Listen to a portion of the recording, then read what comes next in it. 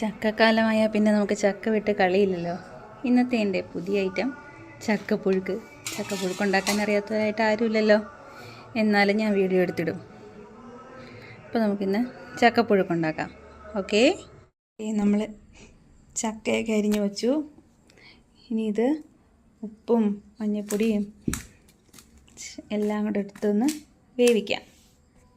പുഴുക്കിന് ആവശ്യമായ തേങ്ങ, പച്ചമുളക്, ചെറിയ ഉള്ളി, വെളുത്തുള്ളി, ചുവന്ന മുളക്, ജീരകം എല്ലാം എടുത്ത് വെച്ചിട്ടുണ്ട് കേട്ടോ.